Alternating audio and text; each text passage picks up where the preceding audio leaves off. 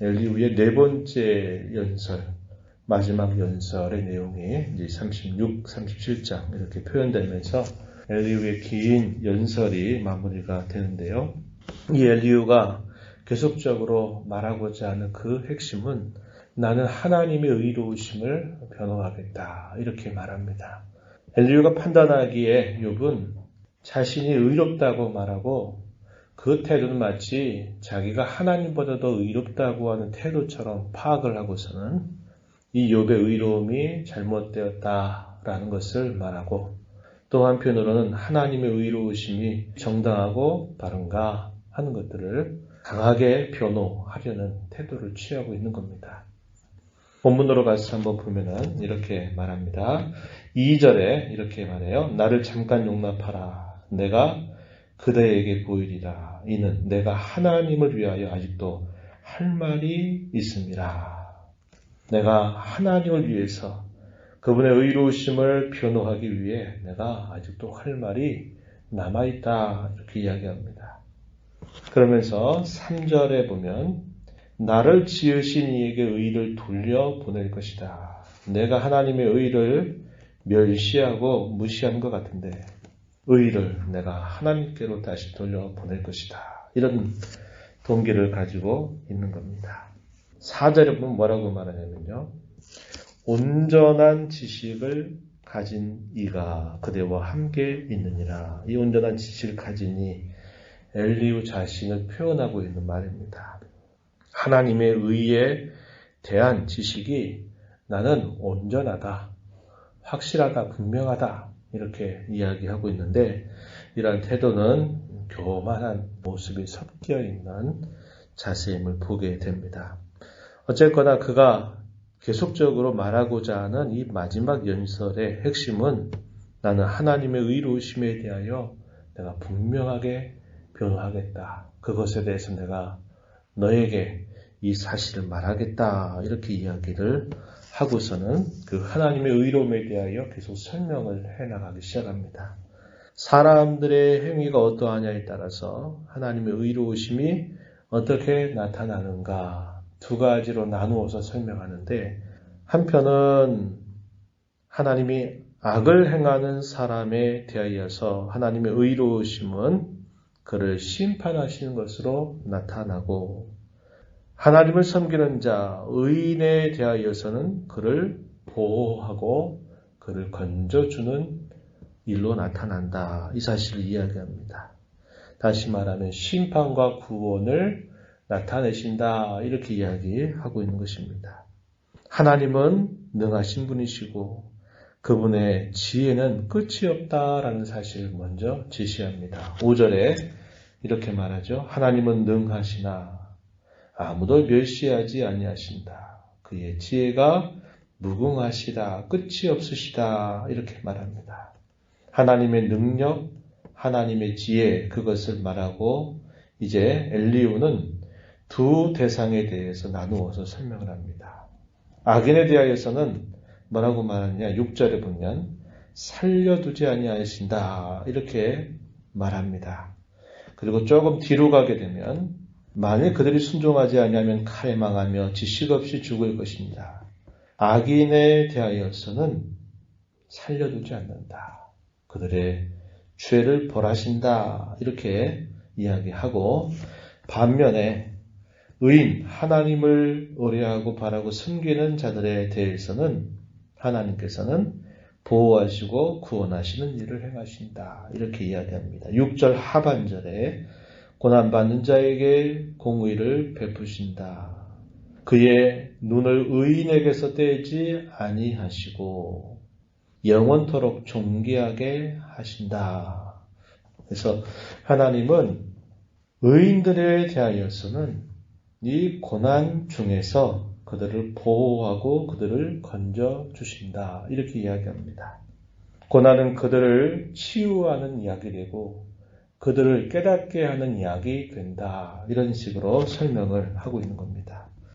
그래서 하나님께서는 이 고난이라고 하는 걸 통해서 두 가지의 대상에 대하여 다른 길로 인도하신다라고 말합니다. 악인에 대하여서는 이 고난을 통하여 그들을 살려두지 아니하신다라는 사실을 강조하고 의인들에 대하여서는 그들을 깨닫게 하고 알아듣게 하고 그들의 가는 길을 교정해서 그들로 하여금 바르게 세워주시도록 이끌어 가신다. 이게 하나님의 의로우심이 나타나는 길이다. 이렇게 엘리후는 설명을 하고 있습니다.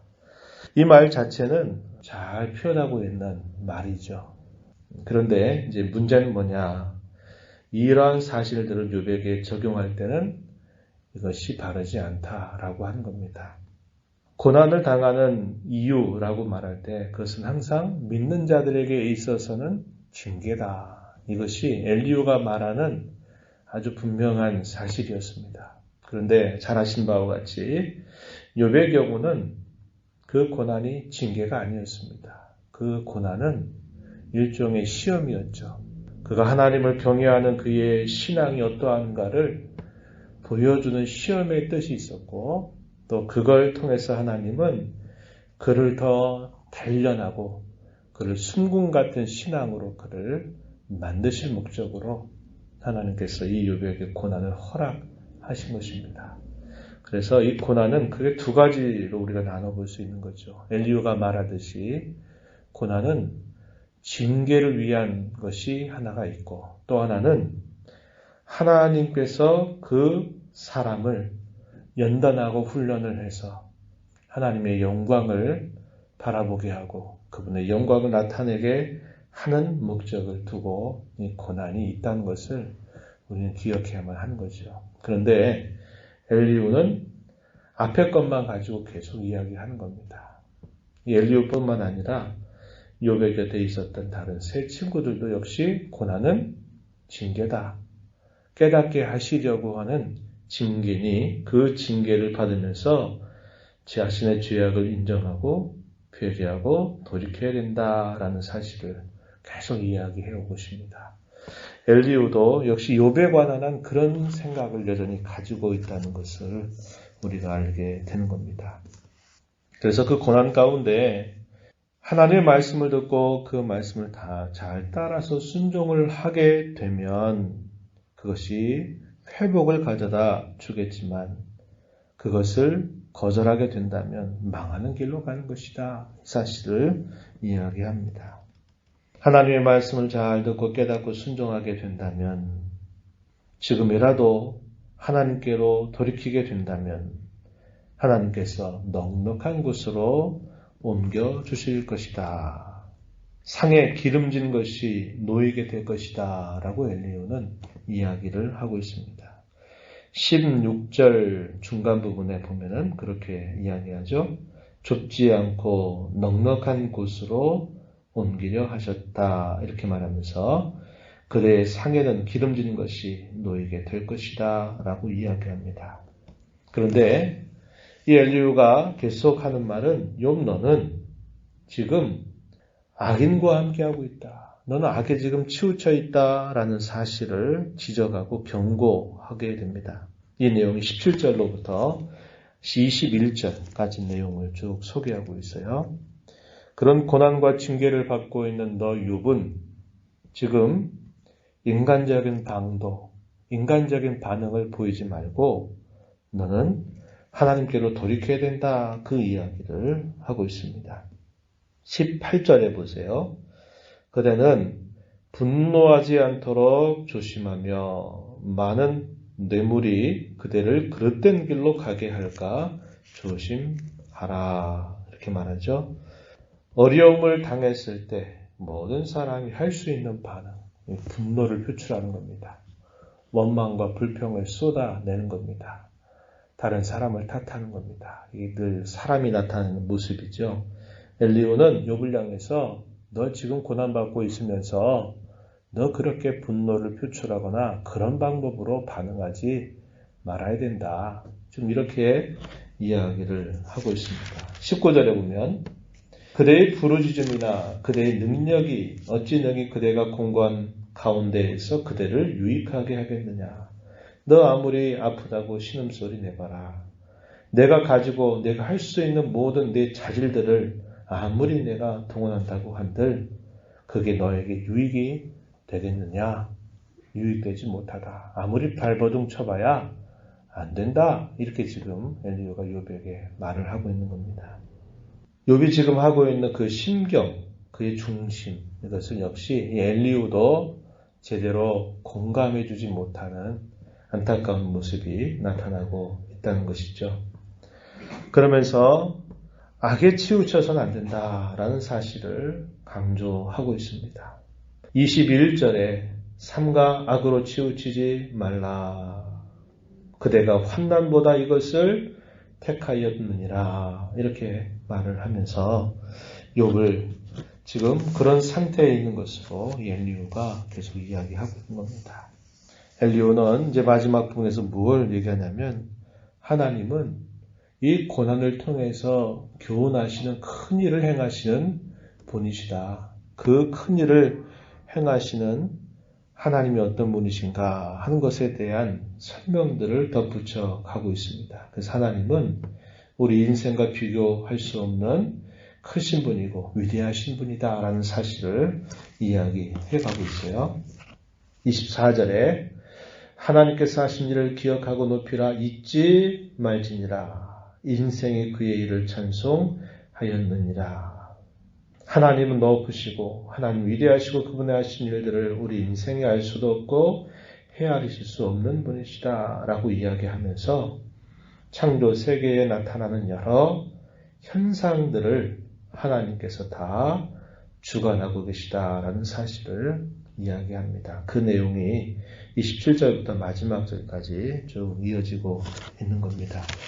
엘리후가 말하고자 하는 이 네 번째 연설 속에서 엘리후는 하나님의 의로우심을 변호하고자 하는 열심을 가지고 있지만 그 하나님의 의로움이 두 가지의 방향으로 나타나는 것들을 말하고 있지만 여전히 그에게 한계는 뭐냐면 욥이 당한 고난을 징계로 여기고 그 징계로부터 벗어나기 위해서는 하나님 앞에 돌이켜야 된다, 회개해야 된다 이렇게 지금 이야기하고 있다는 것입니다. 고난 속에 담겨있는 하나님의 목적은 징계만이 아니라 하나님의 적극적인 영광을 위해서 하나님께서 일하시기도 하신다는 것을 우리는 기억해야 합니다. 베드로 사도는 말하죠. 죄를 지어서 징계로 고난을 당하는 것보다 더 가치 있는 것은 애매하게 고난을 받는 것이라 그랬습니다. 그 애매하게 받는 고난이 뭘까요? 하나님의 뜻을 행하다가 하나님의 뜻을 위하여 살다가 당하는 그 고난은 참으로 더 유익하고 값지다라는 사실을 강조하고 있습니다. 우리가 이 땅에 살면서 여러 어려움에 처하게 될 때 우리는 이 면들을 충분하게 생각하는 자세를 가져야만 됩니다. 하나님께서 징계를 통하여 나를 깨우치고자 하실 때는 그걸 통해서 잘 깨닫고 돌이키는 자세를 가져야 되겠고 하나님께서 그분의 영광을 위해서 나의 연약한 이 신앙을 더 굳세게 하기 위해서 또 어려움을 주실 수도 있다는 것을 기억하고 항상 그런 어려움 가운데서 하나님의 지혜를 구하고 하나님의 뜻을 찾는 자세를 우리가 늘 가져야 한다는 것이죠. 우리 곁에 있는 사람이 어떤 공경 가운데 빠지게 될 때는 항상 한 가지의 논리로 생각하면 안 돼요. 잘못했으니까 저 어려움을 하나님이 주신 거지 이렇게만 생각하는 자세는 늘 조심해야 한다는 것입니다. 우리가 어떤 삶 속에 어떤 상황 속에 있다 할지라도 우리가 하나님을 언제나 모든 상황들 속에서 하나님을 신뢰하고 바라고 그분을 구하는 자세야말로 이 땅을 살아가는 사람이 가장 복된 삶을 살아가는 것임을 우리는 깨달아야 됩니다. 저와 여러분의 삶이 그러한 삶이 되기를 진심으로 바랍니다. 하나님 아버지 이 새벽 시간에도 불러주셔서 또 오늘도 하나님 앞에 입술을 열어서 찬양을 드리며 말씀의 귀를 기울여 듣게 하시고 기도하며 또 이 하루를 주 안에서 시작하게 하신 손길을 감사드립니다. 하나님 아버지 고난이라고 하는 걸 통해서 하나님이 믿지 않는 자들에 대하여서는 그들이 더 이상 죄를 범해서 안 된다고 하는 것을 경고하고 장차 임하게 될 심판을 나타내시지만 믿는 자들에 대하여서는 잘못된 길을 가고 있을 때 그 길을 교정하기 위해서도 하나님은 고난을 허락하시고 연약한 믿음을 더 굳세게 하시며 하나님의 영광을 드러내시기 위해서 또 고난 가운데 두시기도 하심을 저희가 잘 배우게 하여 주셔서 저희들의 어떤 형편 속에 처할지라도 이 하나님의 지어오신 섭리를 잘 생각하고 늘 하나님을 의지하고 가까이 하는 삶을 살아가는 저희가 되도록 인도하여 주시옵고 특별히 우리 가운데 공경 가운데 처해져 있는 사람들을 우리가 대할 때에는 더더욱이 조심스러운 태도를 가지고 기도하며 격려하며 또 잘 도와줄 줄 아는 그러한 삶을 살아가는 저희가 되도록 인도하여 주시옵소서. 은혜의 보좌 앞에 나왔습니다. 은혜를 기대하며 주 앞에 간구하는 모든 심령들을 용납하여 주시고 간구의 귀를 기울여 주시옵소서. 귀하신 예수님의 이름으로 기도하옵나이다.